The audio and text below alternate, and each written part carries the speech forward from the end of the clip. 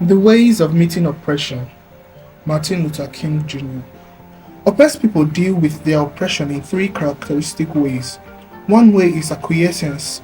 The oppressed resign themselves to their doom. They tacitly adjust themselves to oppression and thereby become conditioned to it. In every moment toward freedom, some of the oppressed prefer to remain oppressed.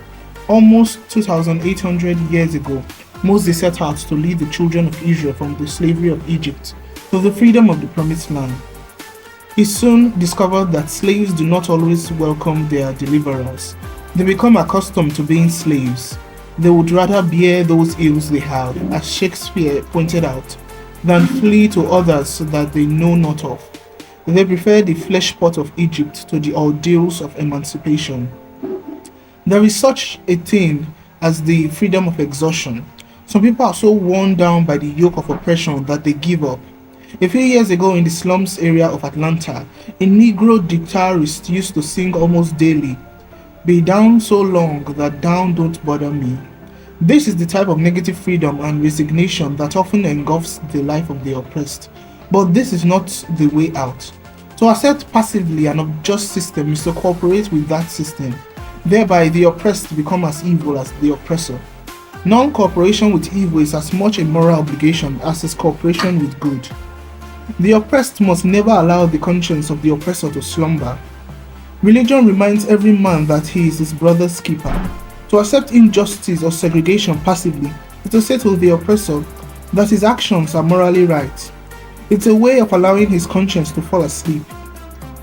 At this moment, the oppressed fails to be his brother's keeper, so acquiescence, while often the easier way, is not the moral way. It is the way of the coward. The Negro cannot win the respect of his oppressor by acquiescing. He merely increases the oppressor's arrogance and contempt.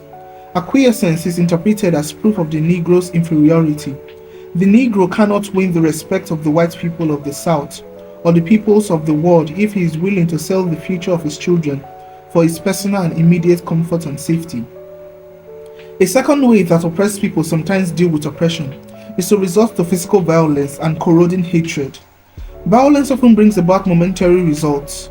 Nations have frequently won their independence in battle, but in spite of temporary victories, violence never brings permanent peace. It solves no social problems, it merely creates new and more complicated ones. Violence as a way of achieving racial justice is both impractical and immoral. It is impractical because it is a descending spiraling end in destruction for all. The old law of an eye for an eye leaves everybody blind. It is immoral because it seeks to humiliate the opponent rather than win his understanding. It seeks to annihilate rather than to convert. Violence is immoral because it thrives on hatred rather than love. It destroys communities and makes brotherhood impossible. It leaves society in monologue rather than dialogue.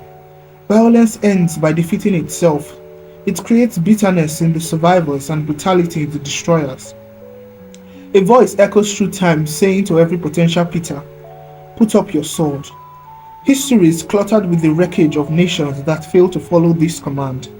If the American Negro and other victims of oppression succumb to the temptation of using violence in the struggle for freedom, future generations will be the recipients of a desolate night of bitterness, and our chief legacy to them will be an endless reign of meaningless chaos.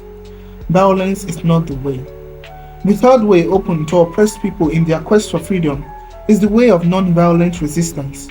Like the synthesis in Hegelian philosophy, the principle of non-violent resistance seeks to reconcile the truths of two opposites, the acquiescence and violence, while avoiding the extremes and immoralities of both. The non-violent resister agrees with the person who acquiesces that one should not be physically aggressive towards his opponent, but he balances the equation by agreeing with the person of violence that evil must be resisted. He avoids the non-resistance of the former and the violent resistance of the latter. With non-violent resistance, no individual or group need to submit any wrong, nor need anyone to resort to violence in order to right a wrong. It seems to me that this is the method that must guide the actions of the Negro in the present crisis in race relations. Through non-violent resistance, the Negro will be able to rise to the noble height of opposing the unjust system while loving the perpetrator of the system. The Negro must work passionately and unrelentingly for full stature as a citizen, but he must not use inferior methods to gain it. He must never come to terms with falsehood, malice, hate, or destruction. Non-violent resistance makes it impossible for the Negro to remain in the South and struggle for his rights. The Negro's problem will not be solved by running away. He cannot listen to the glib suggestion of those who would urge him to migrate en masse to other sections of the countries. By grasping his great opportunity in the South, he can make a lasting contribution to the moral strength of the nation and set a sublime example of courage for generations yet unborn. By non-violent resistance, the Negro can also enlist all men of goodwill in a struggle for equality. The problem is not a purely racial one with Negroes set against whites. In the end, it is not a struggle between people at all, but a tension between justice and injustice. Non-violent resistance is not aimed against oppressors, but against oppression. Under its banner, consciences, not racial groups, are enlisted.